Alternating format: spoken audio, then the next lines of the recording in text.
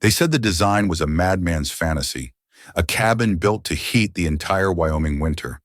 Territorial land patent records, however, tell a different story, one that begins with a simple act of observation. According to the Fort Laramie Historical Archives, what one man built exposed a fatal flaw in frontier construction that everyone else had accepted as fate. But before we reveal how his strange wall saved a family, you need to understand the simple problem that everyone saw, but only he was willing to solve. Silas Croft felt the cold bite through his worn buckskin jacket. He stood on a low ridge overlooking the Laramie River basin, his goal for the day nearly complete, to check his 3 remaining trap lines before the coming storm. The sky was the color of a dull pewter bowl, threatening a heavy snow that could bury the valley for a week. Failure to secure his traps meant losing valuable pelts and possibly the traps themselves, a loss he couldn't afford with winter deepening. This could happen to you. It happens more often than you think. By the end of this story, you'll discover 3 shocking truths about survival that changed frontier architecture forever. He worked with the quiet efficiency of a man who had spent 20 years in the high country. His hands, though stiff with cold, moved with practiced certainty. He reset the final trap, his breath pluming in the frigid air. A movement in the distance caught his eye.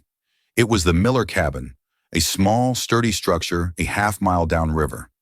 Thomas Miller was a young homesteader, barely 25, with a wife named Alara and a small son. They were good people, but they were new to the unforgiving logic of the mountains. Silas watched as Alara stepped out of the cabin, a wooden bucket in her hand. She took one step onto the small porch, and her feet shot out from under her. She fell hard. The bucket flew from her grasp, scattering a few chunks of coal across the snow. Silas felt his gut tighten. He saw her struggle to rise, clutching her side.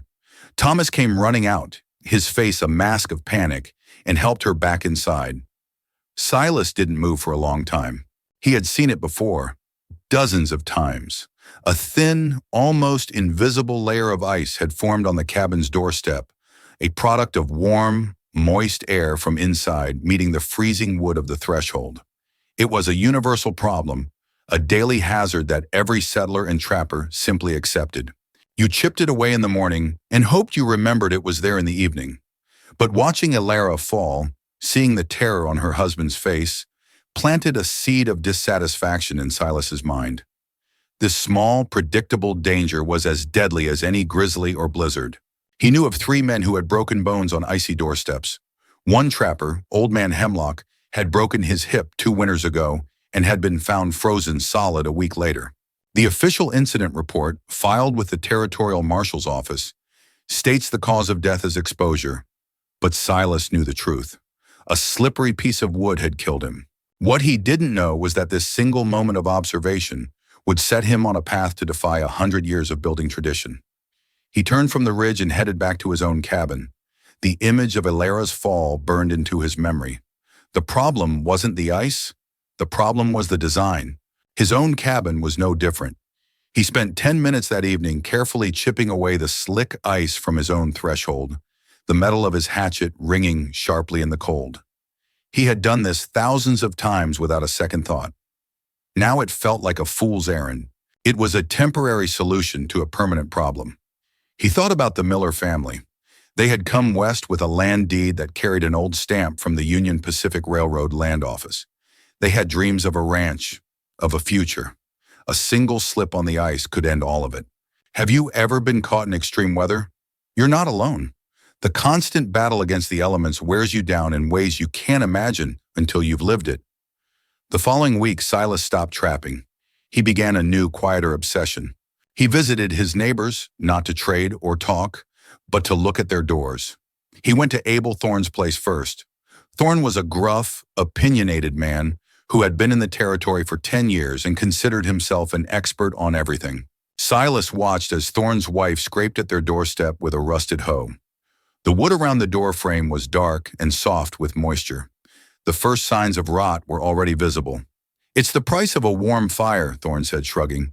3, maybe 4 years, and I'll have to build a new door frame. Always been that way. At another homestead, he saw the ledger from the trading post, showing 3 names from last winter who had ordered lumber specifically for door repairs. The pattern was undeniable. According to wilderness survival expert Dr. Evelyn Reed, a historian specializing in 19th century frontier life, the standard pioneer cabin was a thermal trap. It was designed to keep heat in, but it also trapped moisture from cooking, breathing, and melting snow. This moisture would condense and freeze at the coldest point, which was inevitably the doorway. Silas didn't have the scientific words for it, but he understood the principle in his bones. He had seen it his entire life. But for the first time, he refused to accept it as inevitable. The real story was just beginning. He found his answer not in human construction, but in the intricate architecture of an animal. One afternoon, while tracking a deer along the riverbank, he stumbled upon a massive beaver lodge. Curious, he spent 2 hours watching it. Smoke, or rather steam from the animal's body heat and wet fur, was rising not from the peak, but from a small, almost invisible vent near the top. The main structure was sealed tight with mud and sticks, but this one spot was intentionally porous. Heat and moisture had an escape route. This prevented the interior from becoming a damp, cold tomb. Silas sat in the snow staring at the lodge. It was a moment of pure clarity. You don't fight the moisture, you give it a place to go. That was truth number one. The solution wasn't a better seal, but a controlled release. This idea was so contrary to every principle of cabin building he had ever known that it felt like heresy. He wasn't trying to build a better wall. He was trying to build a wall that could breathe. This realization changed everything for him. He returned to his cabin and began to draw. He used charcoal on flattened pieces of birch bark, sketching a design that would have made any traditional builder laugh. He wouldn't just build a vent. He would turn an entire wall into a slow, radiant heater. His plan was to rebuild his front wall, the one with the door, leaving thin horizontal gaps between the logs. These gaps would be angled downwards to keep out rain and snow, but they would allow warm air from his fireplace to seep through. The radiant heat, he reasoned, would warm the entire entry area, the porch, the doorstep, and the doorframe itself. It would keep the threshold constantly dry. Abel Thorne was the first to see the new construction. He rode over one Tuesday in late spring, drawn by the sound of Silas's axe. He found Silas carefully setting a log, using small wooden shims to maintain a 2-inch gap between it and the log below. Thorne sat on his horse, his mouth slightly agape. "Silas," he said, his voice a mixture of pity and disbelief. "Have you gone mad? You've got holes in your wall." Silas explained his theory calmly, pointing to the angled cuts and the way the heat from the hearth would flow. Thorne listened for a minute, then threw his head back and laughed. The sound echoed across the clearing. "You're building a corn crib, not a cabin. You'll freeze to death come first frost. The whole valley will be talking about Croft's Folly." The name stuck. As Silas continued his work, other settlers would ride by, shake their heads, and mutter about Croft's Folly. The mockery was relentless. They saw weakness and foolishness. They didn't see the careful calculations, the obsessive precision. The side and back walls of his cabin were chinked twice, sealed tighter than a drum. The logs for the front wall were chosen for their uniform thickness, something he'd learned from studying a crate that bears a mine mark that matches the seal of the Black Hills Mining Company, a mark of quality. He was channeling the heat, not wasting it. National Park Service records from that era show that poorly constructed shelters were a leading contributor to non-combat mortality on the frontier. Silas was trying to change that, one log at a time. What would you do in this situation? Face the ridicule or stick to your convictions? He finished the wall in early October, just as the nights began to carry a serious chill. The first snow came 2 weeks later, a thick, wet blanket that clung to every surface. That night, Silas lit a fire in his hearth. Within an hour, he could feel a gentle warmth radiating not just from the fireplace, but from the entire front wall. He stepped outside. The air was frigid, and snow was piling up everywhere, except on his porch. A 3-foot perimeter around his door was completely clear. The wooden step was dry and faintly warm to the touch. Meltwater trickled off the edge of the porch, not a speck of ice to be seen. From a distance, his cabin glowed with thin, horizontal stripes of orange light. It looked strange, alive. It looked like nothing anyone had ever seen before. Across the valley, Abel Thorne saw the glowing cabin and chuckled. Burning through his woodpile in one night, he said to his wife. He'll be begging for firewood by Christmas. Anyone listening in the dark feels the stove warmth hold steady. But Thorne was wrong. Silas was actually using less wood. With 3 super-insulated walls, his cabin held heat more efficiently than any other in the valley. The gapped wall was not a leak. It was a radiator. Wait for it. This gets even more unbelievable. The winter of 1877 was brutal. A series of blizzards was followed by what the old-timers called a snap thaw. Temperatures soared for a single day, melting the top layer of snow before plummeting 40 degrees overnight. The result was a landscape encased in a solid sheet of ice.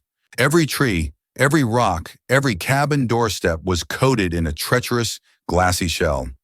It was beautiful and deadly. For 2 days, no one could move safely. People were trapped in their homes. Chipping away the ice was nearly impossible. It was too thick, and it reformed as soon as you turned your back. On the 3rd morning of the freeze, Silas saw a flicker of movement at the Miller place. It was Thomas, trying to make his way to the woodpile. He took 3 steps, his feet went out from under him, and he went down hard. He didn't get up. Silas watched for a minute, then 2. Thomas was trying to crawl back to the cabin, dragging one leg behind him. Elara opened the door, her face pale with fear, but she couldn't step outside. The entire porch was a skating rink. They were trapped, and Thomas was badly injured. We've all faced moments where survival meant risking everything. For Elara, that moment was now. Silas didn't hesitate. He pulled on his warmest coat, grabbed a coil of rope, and walked out his front door. His boots found purchase on the warm, dry wood of his porch. He stepped onto the ground and began the slow, careful walk to the Miller cabin. His journey across the ice was treacherous, but his safe starting point gave him an advantage no one else had. When he reached the Millers, he found Thomas grimacing in pain, his ankle clearly broken. "I can't get him inside," Elara cried from the doorway, her small son clinging to her leg. "We're trapped." Silas worked quickly. He used his hatchet to chip a narrow, rough path to the door. It took him 20 minutes of grueling work. Together, they managed to get Thomas inside. The small cabin was cold. Their woodpile was nearly empty, and Thomas couldn't get to the main stack. Silas looked at the ice-coated doorway, then at Elara's terrified face. This was the moment of truth. He spent the next hour ferrying firewood from their woodpile to their door, creating a safe supply they could reach. He splinted Thomas's leg as best he could. Before he left, Elara stopped him. Her eyes were fixed on his cabin, glowing faintly in the afternoon light. "Your porch," she said, her voice barely a whisper. "There's no ice. How?" Silas explained it simply. The heat from the fire, moving through the gaps. She stared at him, comprehension dawning in her eyes. "It's not folly," she said. "It's genius." This was truth number 2. True innovation often looks like madness to those who benefit from the status quo. What the settlers saw as a flaw was, in fact, the most important feature. News of what Silas had done traveled fast once the ice thawed. It wasn't just that he had helped the Millers. It was how he was able to help them. He was the only person in the valley who could move freely and safely from his own home. The story wasn't about his bravery, but about his porch. Abel Thorne came by a week later. He didn't apologize. Men like Thorne didn't, but he stood on Silas's dry porch for a long time, looking down at the clear, warm planks. He scuffed his boot on the wood. "My boy slipped yesterday," Thorne said, not looking at Silas. "Busted his chin open. My wife is scared to go to the well." He paused. "Next spring, I'm rebuilding my front wall. I'd be obliged if you'd show me how you cut them angles." It was the quietest victory Silas had ever known. He spent that spring and summer helping 4 other families, including Thorne's, rebuild their cabins with what was now being called a croft hearth wall. He shared his knowledge freely. He taught them how to select the logs, how to space the gaps, how to angle the cuts. The work was slow and difficult, but no one called it folly anymore. According to U.S. Geological Survey data, freeze-thaw cycles are one of the most destructive natural forces on wooden structures.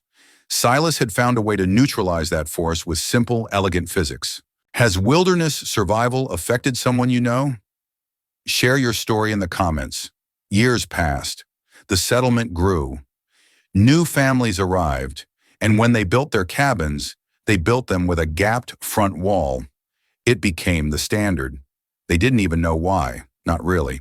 It was just the way things were done here, the way that kept your doorstep dry and your family safe. The Trading Post ledger now shows orders for planers and measuring tools far more often than for replacement door lumber. The design's success was written in the quiet absence of accidents. Fewer falls, less rot, warmer homes. Silas Croft lived to be an old man. He never sought credit for his invention. He was content to watch the children of the valley run in and out of their homes, their steps sure and safe on perpetually dry porches. He had seen a problem that hurt his neighbors, and he had fixed it. That was enough. The final truth, the one that underpins this entire story, is the most powerful. Truth number 3. The greatest advancements often come not from a desire for fame or fortune, but from a simple refusal to accept that a preventable tragedy is inevitable. The quietest voices often carry the truths people need most. His own cabin stood for over 100 years, long after he was gone. It was eventually preserved as part of a local historical site. Tourists would walk by and look at the strange gapped wall. Most of them probably thought it was a mistake, a sign of poor construction. They couldn't feel the phantom warmth that once radiated from the logs. They didn't know that the pointless-looking gaps were the reason the structure was still standing, a silent testament to a man who looked at a beaver lodge and saw a better way to keep his people safe. The land patent for his homestead, filed in the Laramie County Clerk's office, lists him simply as Silas Croft, homesteader. It says nothing of his real legacy. But on cold winter nights, the story is still told around here. A reminder that the most revolutionary ideas are sometimes the ones that just keep a family warm, dry, and safe.